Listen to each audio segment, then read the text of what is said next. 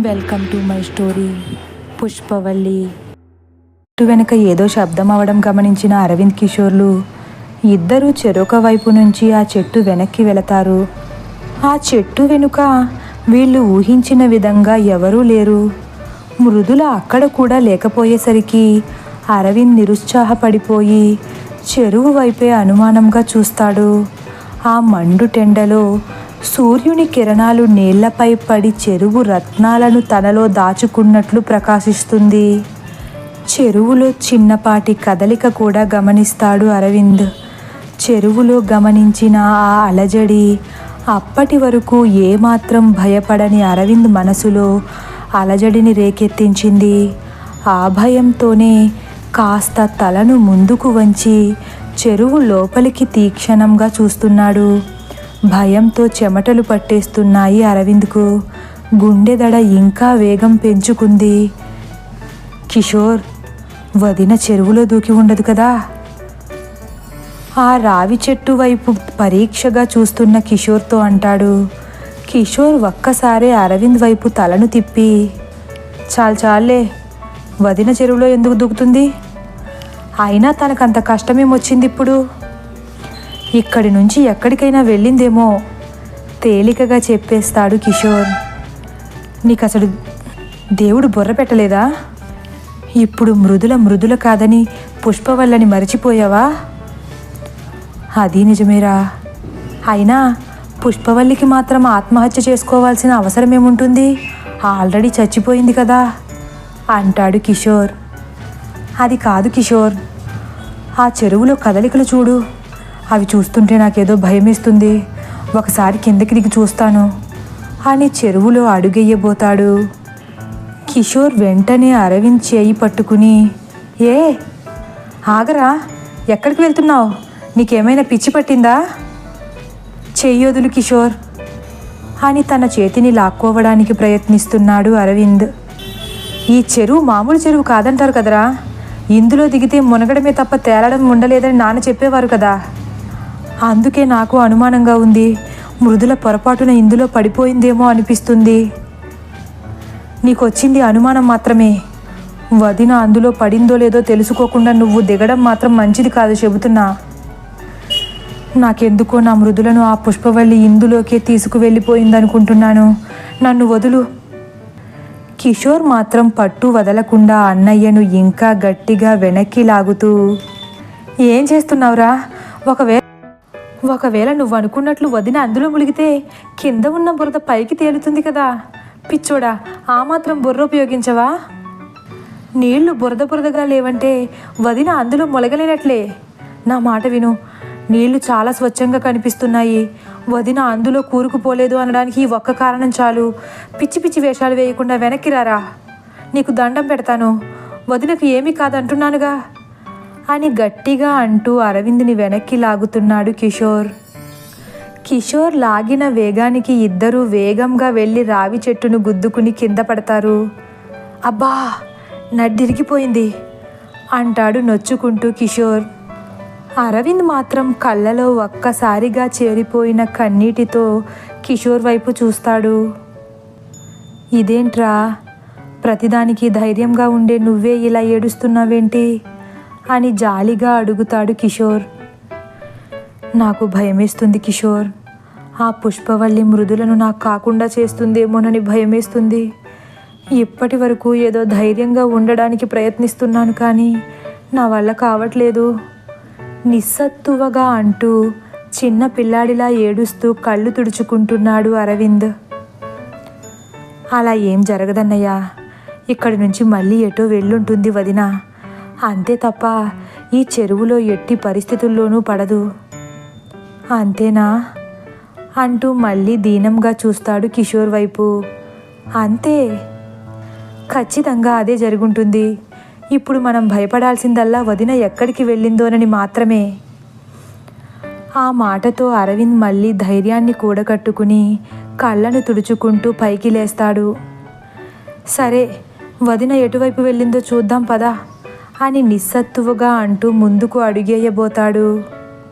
ఇంతలో కిషోర్ కూడా తన చేయిని ఆ చెట్టుపై ఆనించి పైకి లేవబోతాడు. చేతికి ఏదో ఎత్తు పల్లాలు తగిలినట్లు అనిపించేసరికి ఒక్కసారే చేయి వేసిన చోటు వేళ్లతో తడుముతూ ఆశ్చర్యంగా చూస్తాడు. అన్నయ్య, ఇక్కడ చూడు అని ఆ చెట్టు వైపు చూపిస్తూ హడలిపోయినట్లు చెబుతాడు. అసలే బెదురులో ఉన్న అరవింద్ గబుక్కున చెట్టు వైపుకు చూస్తాడు. ఆ చెట్టుపై రాసి ఉన్న ఆదిత్య, పుష్పవల్లి పేర్లు చూసి నిర్ఘాంతపోతాడు అరవింద్. అవి ఇప్పుడు రాసిన పేర్లలా అస్సలు కనిపించట్లేదు. కాలగతిలో కనుమరుగైపోయిన ఇద్దరి ప్రేమ కథను ప్రతిబింబించడానికి నిలిచిపోయిన పేర్లలా కనిపిస్తున్నాయి ఇద్దరికీ. అవి చాలా సంవత్సరాల క్రితం రాసిన పేర్లలా స్పష్టంగా తెలిసిపోతున్నాయి. బాగా పరీక్షించి చూస్తే తప్ప కంటికి కనపడనంత చిన్నగా రాసి ఉన్నాయి. అరవింద్ ఆ పేర్లను తన చేతితో రుద్దుతూ, రాజేష్ బాబాయ్ చెప్పినట్లు నిజంగానే మృదుల ఇక్కడికి వచ్చుంటుంది కిషోర్ అంటాడు అరవింద్ అనుమానంగా. అవునన్నయ్య, ఈ పేర్లను చూస్తుంటే నువ్వు ఊహించినదంతా నిజమే అనిపిస్తుంది.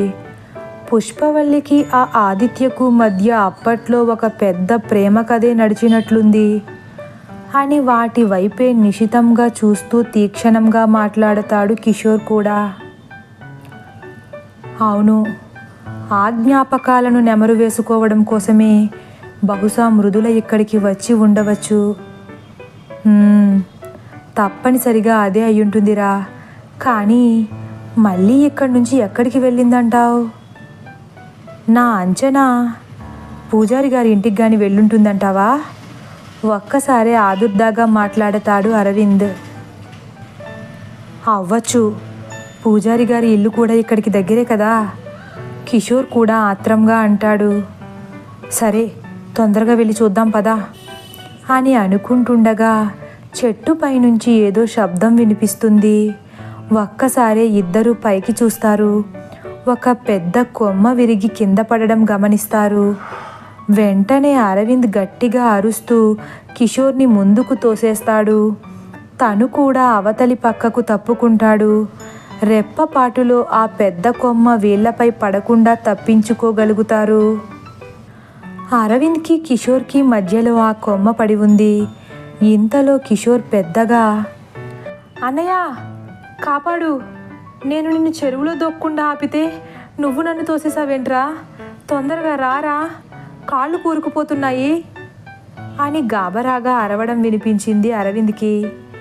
ఒక్కసారి అరవింద్ హడలిపోయి ఆ కొమ్మ పక్క నుంచి ముందుకు వెళ్ళి చెరువులో కూరుకుపోతున్న కిషోర్ని చూసి, సారీరా, నువ్వేం కంగారు పడకు అని చెబుతూ కంగారుగా అటు ఇటు బిత్తర చూపులు చూస్తున్నాడు.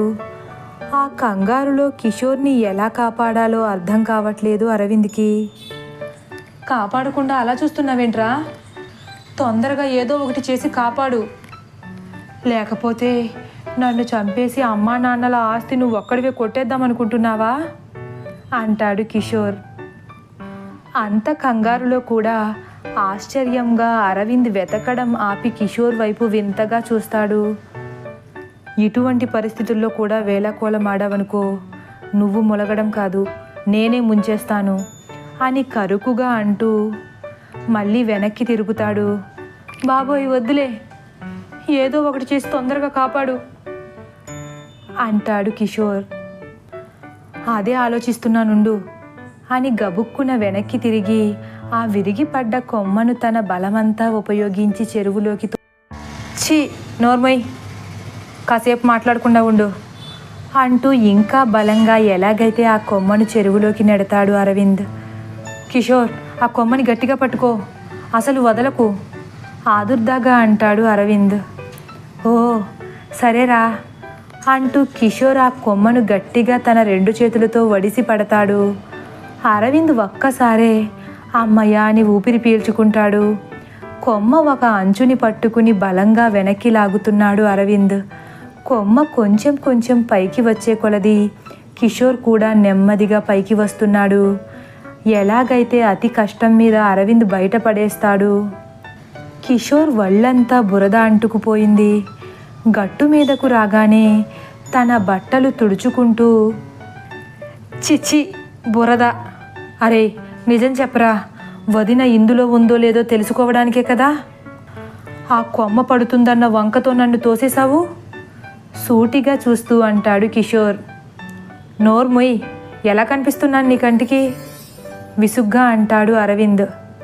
లేకపోతే ఏంట్రా, అటువైపుకు తోస్తే చెరువులో పడక చెట్టుపైకి ఎగురుతానా, ఆ కొమ్మ నీ నెత్తి మీద పడితే ఎక్కడ నీ బుర్ర పగిలిపోతుందో అన్న భయంతో తోసేశాను అంటాడు అరవింద్ విసుగ్గా. చాలా గొప్ప పని చేశావులే, కొంచెం ఆలస్యం అయితే పైకి పోయేవాడిని. ఇవే తగ్గించుకుంటే బాగుంటుంది, నోరు తెరిస్తే ఎప్పుడు చూడు వెధవ అపశకునాలే, ఒక్క మాట మంచి మాట రాదు కదా నోటి నుండి, విసుక్కుంటాడు మళ్ళీ అరవింద్. సర్లే వదినని వెతుకుదాం పదా అంటాడు కిషోర్. ఈ అవతారంతోనా, ఈ బురదతో బండెక్కితే చంపేస్తాను. నేను పూజారి గారి ఇంటికి వెళ్తాను, నువ్వు నడుచుకుంటూ ఇంటికి వెళ్ళిపో అంటాడు అరవింద్. నడుచుకుంటూ ఇంటికి వెళ్ళిపోనా, ఆశ్చర్యంగా చూస్తాడు కిషోర్. మరి ఎగురుకుంటూ వెళ్తావా, నడవకపోతే దూరంలాగే అనిపిస్తుంది, నడిస్తే తరిగిపోతుంది, తొందరగా ఇంటికి వెళ్ళిపో. అబ్బో, చాలా గొప్ప జీవిత సత్యం చెప్పావులే. రోడ్డు మీద ఈ బురద బట్టలతో నడుచుకుంటూ వెళ్తే జూలో వింత జంతువుని చూసినట్లు విడ్డూరంగా చూస్తారు అందరూ. నీకు దండం పెడతాను, నన్ను ఇంటి దగ్గర దింపేయి. సర్లే బండెక్కు. అమ్మయ్య, బ్రతికించాడు అని అనుకుంటూ ఆ బురద వంటితోనే కిషోర్ గబుక్కున బండెక్కేస్తాడు. అరవింద్ బండి స్టార్ట్ చేసి పూజారి గారి ఇంటి వైపుకు తిప్పుతాడు. కిషోర్ ఒక్కసారే అరవింద్ మీద పడబోతాడు. ఏయ్ మీదకు రాకు, నాకు తగలకుండా దూరంగా కూర్చో, అర్థమైందా, కరుకుగా అంటాడు అరవింద్. కిషోర్ కాస్త తలను ముందుకు వంచి అరవింద్ని చూస్తూ, నా త్యాగానికి ఇదేనేరా నువ్విచ్చే ప్రతిఫలం, ఈ కాలంలో మంచితనానికి రోజులు లేవు అని నసుక్కుంటాడు కిషోర్. ఏడ్సావులే అంటూ మృదుల గురించిన భయాన్ని మరచిపోయి కిషోర్ ఆ చెరువులో పడిపోయిన దృశ్యాన్ని గుర్తు చేసుకుంటూ చిన్నగా తనలో తానే నవ్వుకుంటాడు అరవింద్. అది గమనించిన కిషోర్ కూడా చిన్నగా నవ్వుతూ, అమ్మయ్య, వీడిలో భయాన్ని బాధని పోగొట్టగలిగానన్నమాట అని తనలో తానే అనుకుంటాడు. అలా అరవింద్ కాస్త ధైర్యంగానే పూజారి గారి ఇంటికి బయలుదేరతాడు. పూజారి గారి ఇంటి దగ్గర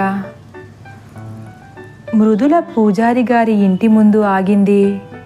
ఆ ఇంటి వైపే తీక్షణంగా చూస్తూ నిలబడింది. ఆ ఇంటిని తదేకంగా చూస్తుంటే మృదుల మనసులో ఎన్నో జ్ఞాపకాలు ఒక్కొక్కటిగా కళ్ళ ముందు కదలాడుతున్నాయి. గొంతు దాటని బాధ మృదుల గుండెల్ని పిండేస్తున్నట్లు అనిపిస్తుంది.